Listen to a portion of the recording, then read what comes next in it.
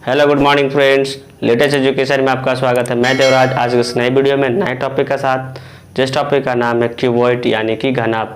दोस्तों, घनाभ से जितने भी प्रश्न बनते हैं, चाहे वो किसी भी एग्जाम को लेके, वो मैं सारे क्वेश्चंस एकदम इजी वे में शॉर्ट ट्रिक्स एवं धासु कॉन्सेप्ट के माध्यम से मैं आपको सारे क्वेश्चंस को बताऊंगा।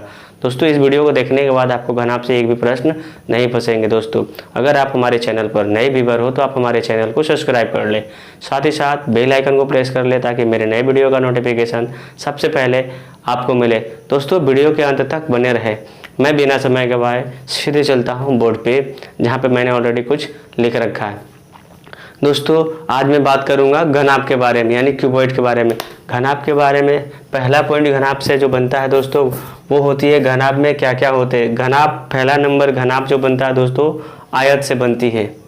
घनाभ का निर्माण आयत से होती है और घनाभ में 6 सतह या फिर 6 फलक्स होते हैं, 8 कोण या फिर 8 शीर्ष होते हैं, फिर 12 किनारा या फिर 12 भुजा बोल सकते हैं, या फिर 12 बीमाएं होते हैं दोस्तों। ठीक है दोस्तों, इसका जितने भी फार्मूला घनाभ में क्या होते हैं, लंबाई होती है, चौड़ाई होती है और ऊंचाई होती है।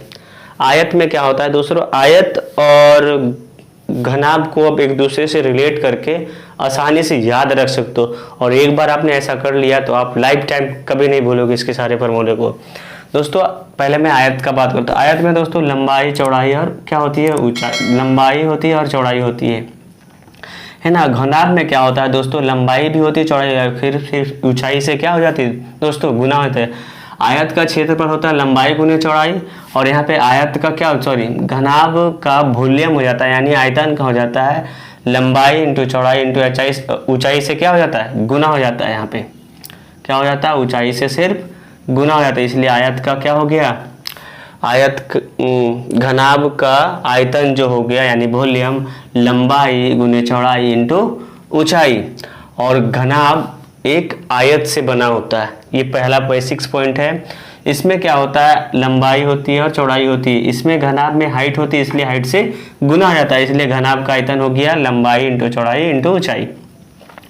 दोस्तों, यहाँ पे आयत का जो विकर्ण होता है यानी कमरे में जो लंबी छड़ी रखेंगे, आयत का विकर्ण जो होता है वो पैथागोरस परिमेय लगता है। तो क्या होता है, रूट अंडर एल का स्क्वायर प्लस बी का स्क्वायर होता है दोस्तों। तो घनाभ में एच होता है दोस्तों, तो वहां से फिर क्या प्लस एच हो जाता है, इसलिए घनाभ का विकर्ण बराबर यानी डी बराबर रूट अंडर एल का स्क्वायर प्लस बी का स्क्वायर प्लस एच का स्क्वायर। यहाँ पे सिर्फ क्या होता है, एच से प्लस एच स्क्वायर से जुड़ जाता है दोस्तों। ठीक है, फिर होता है आयत का क्या होता है दोस्तों, परिमाप होती है। आयत की परिमाप क्या होती है, यानी कि पी क्या होता है, 2 इंटू एल प्लस बी होता है दोस्तों, है ना। और यहीं पे इसी चीज को हाइट से गुना कर देता है दोस्तों। तो घनाभ में क्या हो जाता है, वक्र पृष्ठ का क्षेत्रफल। अगर आप वक्र पृष्ठ का क्षेत्रफल बात करो तो वक्र पृष्ठ का क्षेत्रफल होता है यानी कर्व सरफेस एरिया। परिमाप से तो परिमाप जो होता है, आयत का परिमाप वो तो होता है दोस्तों, लेकिन घनाभ में क्या होती है, हाइट होती है। तो हाइट से इसको क्या कर देता है, गुना कर देता है, तो ये हो जाता है वक्र पृष्ठ का क्षेत्रफल यानी कर्व सरफेस एरिया। फिर नेक्स्ट फार्मूला जो बनता है दोस्तों, संपूर्ण पृष्ठ का क्षेत्रफल, है ना। संपूर्ण पृष्ठ का क्षेत्रफल यानी टोटल सरफेस एरिया। इसमें घनाभ में 2 लंबाइयां होती है, 2 चौड़ाइयां होती है और 2 ऊंचाइयां होती है। इसमें से 2 कॉमन ले लेंगे तो क्या बचेगा दोस्तों, L plus B plus L H, L plus B H plus L H. एक बार मैं फिर से रिवाइज कर देता हूँ दोस्तों। घनाभ में 6 फलक या 6 सतह और 8 कोण या फिर 8 शीर्ष या 12 किनारा, 12 भुजा या 12 बीमाएं होती है। और घनाभ एक आयत से बनता है, इसमें लंबाई, चौड़ाई और ऊंचाई होती है। घनाभ का आयतन होता है यानी वॉल्यूम लंबाई इंटू चौड़ाई इंटू ऊंचाई। और घनाभ का विकर्ण होता है डायगोनल रूट अंडर एल का स्क्वायर प्लस बी का स्क्वायर प्लस एच का स्क्वायर होता है दोस्तों। और घनाभ का वक्र पृष्ठ का क्षेत्रफल यानी कर्व सरफेस एरिया 2 इंटू लंबाई प्लस चौड़ाई इंटू ऊंचाई होता है, हाइट से गुना हो जाता है। फिर होता है संपूर्ण पृष्ठ का क्षेत्रफल यानी total surface area 2 into L plus B H plus L H. ये काफ़ी बेसिक्स फार्मूले हैं दोस्तों, जो आपको आसानी से याद हो। आज के बाद ये जितने भी सारे फार्मूले मैंने बताए हैं, अगर इस वीडियो को देख लिए आप, तो आप कभी नहीं इस फार्मूले को भूलोगे। तो मैं सीधे क्वेश्चंस पे चलता हूँ। मैं इसका फर्स्ट क्वेश्चन लिखता हूँ दोस्तों मैंने क्वेश्चंस लिख दिया है, और ये काफ़ी बेसिक्स क्वेश्चंस, मैं इजी लेवल से लेकर हाई लेवल तक का सारे क्वेश्चंस बताऊंगा। मैंने फर्स्ट क्वेश्चन लिखा है घनाभ की लंबाई और चौड़ाई और ऊंचाई का क्रमशः ऊंचाई क्रमशः 4 मीटर, 5 मीटर तथा 8 मीटर हो तो आयतन निकाले। पहले आप घनाभ बना लो। घनाभ जो बनती है वो क्या बनती है, वो आयत से मिलके बनती है ना। और आयत में क्या होती है, आमने सामने की भुजा सिर्फ बराबर होती है।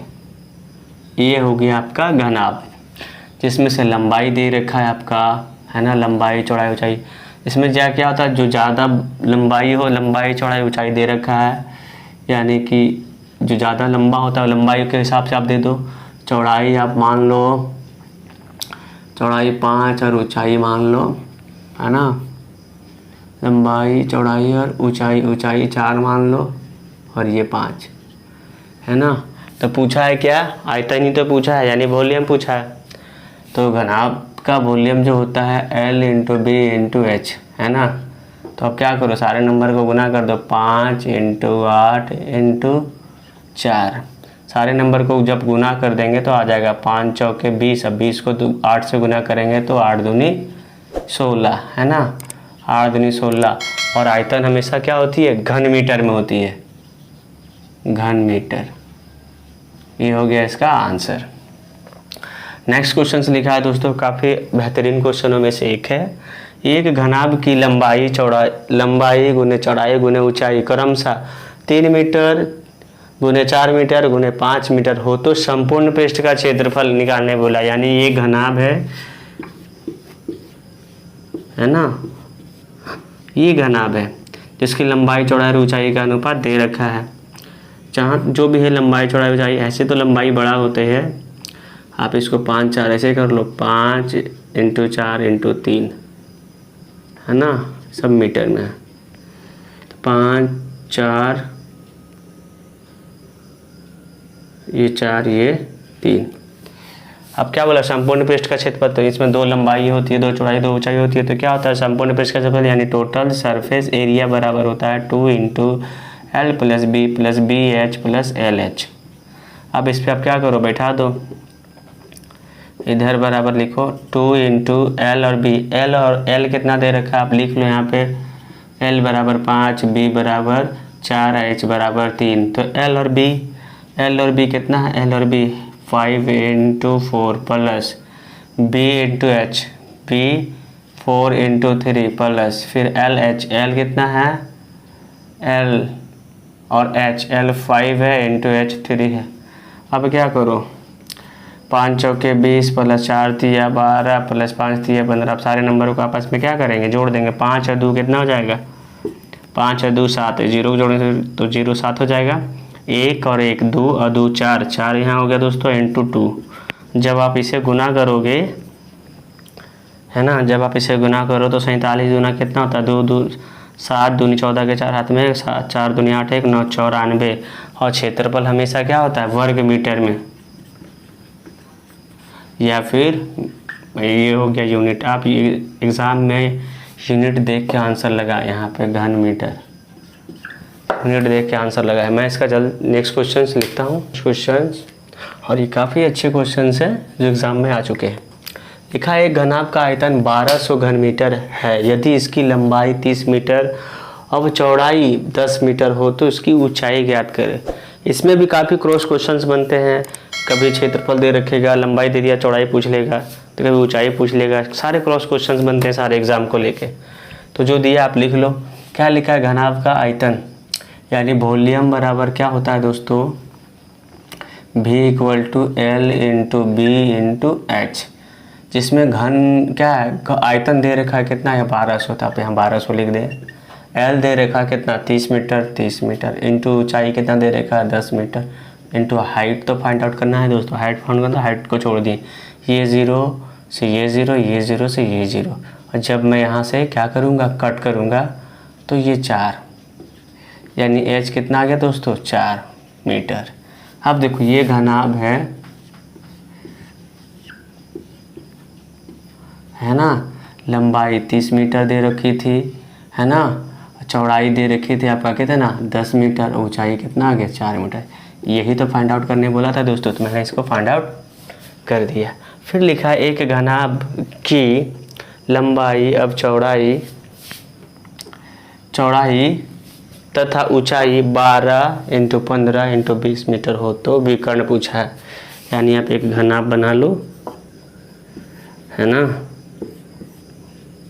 ये घनाभ है। यानी विकर्ण बोले तो क्या, ये जो कमरा है ना, आयताकार कमरे में लंबी छड़ी रखनी है तो कैसे रखोगे, डायगोनल ही तो रखोगे, है ना। तो विकर्ण पूछा, यानी घनाभ का विकर्ण क्या होता है, रूट अंडर पाइथागोरस प्रमेय लगता है, आयत में पाइथागोरस प्रमेय लगता है ना, एल का स्क्वायर प्लस बी का स्क्वायर। तो घनाभ में एच होती है, एच से उसको गुना कर देंगे, L square plus B square plus H square. तो आप लिखो एल कितना दे रखा है, जो भी जैसे भी दे दो, 20 12 15 आप ऐसे लिख सकते हो। उल्टा हो गया दोस्तों, 20 15 और 12, कोई फ़र्क नहीं पड़ने वाली है। तो लंबाई हमेशा बड़ी होनी चाहिए। तो 20 का स्क्वायर प्लस 15 का स्क्वायर प्लस 12 का स्क्वायर। और फिर यहाँ से जब स्क्वायरिंग करोगे आप तो 20 का स्क्वायर 400 प्लस 15 स्क्वायर 225, 12 का स्क्वायर 144। अब सारे नंबर को अब क्या करोगे, जोड़ दोगे। रूट अंडर 4 9 5 4 9 9 हो गया, 4 2 6 0 6, 1 और 3 1 और 2 3 और 4 7 6 7 6 7 6 9। ये हो गया इसका क्या, डायगोनल। ऑप्शन से भी देख के लगा सकते हो, ऑप्शन में अगर इसको तोड़ के दे रखा है तो आप तोड़ के भी लगा सकते हो। ऐसे इसका फाइनल आंसर हो गया। मैं इसका नेक्स्ट क्वेश्चन लिखता हूँ दोस्तों मैंने क्वेश्चन लिख दिया है। लिखा एक घनाभ का आयतन 64,000 घन मीटर है, यदि लंबाई कौमा चौड़ाई अब ऊंचाई का अनुपात 1:2:4 हो तो इसका संपूर्ण पृष्ठ का क्षेत्रफल पूछा। पहले आप घनाभ बना लो, है ना। क्या बना लेंगे हम, घनाभ बना लेते हैं, ठीक है।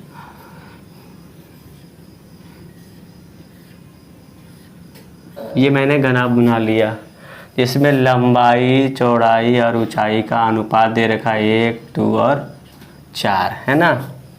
तो आप इसे x 2x या 4x भी ऐसे लिख सकते हो। तो क्या दिया है दोस्तों, वॉल्यूम होता है L गुने B इंटू H। ये दे रखा है आपका 64,000। L दे रखा है यानी x into 2x into 4x। दोस्तों जब रेशियो में जब दो रेशियो को आपस में गुना होता है तो वो एक परफेक्ट स्क्वायर बनता है, और जब 3 रेशियो आपस में गुना होती है तो वो एक परफेक्ट क्यूब बनेगी दोस्तों, है ना। ये काफ़ी बेसिक से आपको याद होनी चाहिए। तो मैं इसे क्या करूँगा, इधर 64, आप इससे यहाँ से देखो क्या करो, गुना कर सकते हो। यहाँ हो जाएगा 64,000, जब आप गुना करोगे तो 4 दूनी 8 और 1x को 1x x स्क्वायर किस गुना x क्यूब हो जाएगा। आप यहाँ से 8 से इसको काट सकते हो, 8 8 64 यानी कि 8,000 बराबर x पे पावर क्यूब। जब यहाँ से घात हटेगी दोस्तों, ये घात हटेगी दोस्तों, तो यहाँ पे लगेगा क्या, क्यूब रूट। तो अब ये x बराबर ये कितना का क्यूब है दोस्तों, तो ये आपका कितना का क्यूब है, ये आपका 20 का क्यूब है ना। इससे आपको भुजा मिल गया, है ना, x का मान मिल गया। अब सारे में से क्या करो, अब गुना कर दो। x का मान क्या दे रखा, लंबाई क्या था, लंबाई x, चौड़ाई क्या था 2x और ऊंचाई क्या था 4x। तो यहाँ x के जगह पे तो ठीक फिक्स हो गया दोस्तों 20, और x के जगह पे b, अब चौड़ाई से x के जगह पे 20 से गुना करेंगे यानी चौड़ाई हो गया 40। अब x के जगह पे 20 रखेंगे तो 20, और इसको जब गुना करेंगे तो 4 दूनी 8 80, है ना। 4 दूनी 8 80 हो गया। अब आपको लंबाई मिल गया, चौड़ाई मिल गया, ऊंचाई। अब बताना क्या आपको, टोटल सरफेस एरिया TSA क्या होता है, 2 into L plus B H plus LH, है ना। तो मैंने लिख दिया। अब यहाँ से आप गुना कर दो। L कितना है 20 इंटू 40 प्लस B कितना है 40, H कितना है 80 प्लस फिर L कितना है 20 इंटू H कितना है 80। अब आज सारे संख्याओं को क्या करो, जोड़ दो, है ना, गुना कर दो। 4 दूनी 8, 8 पर 00 प्लस 8 चौके 32, 32 पे 2 जीरो, फिर 8 दूनी 16, 16 पे 2 जीरो। जब इस सारे संख्याओं को आप जोड़ोगे दोस्तों तो 5600 से गुना करूँगा तो 00 का 00, 6 दूनी 12 के 2, हाथ में 1 और 5 दूनी 10, 1 11। इतना हो गया इसका संपूर्ण पृष्ठ का क्षेत्रफल, यानी कि वर्ग मीटर में होता है दोस्तों। ये वीडियो आपको कैसी लगी दोस्तों? अगर वीडियो आपको अच्छी लगी हो तो लाइक एंड सब्सक्राइब और शेयर करना ना भूलें दोस्तों। मैं इसका नेक्स्ट पार्ट जल्दी अपलोड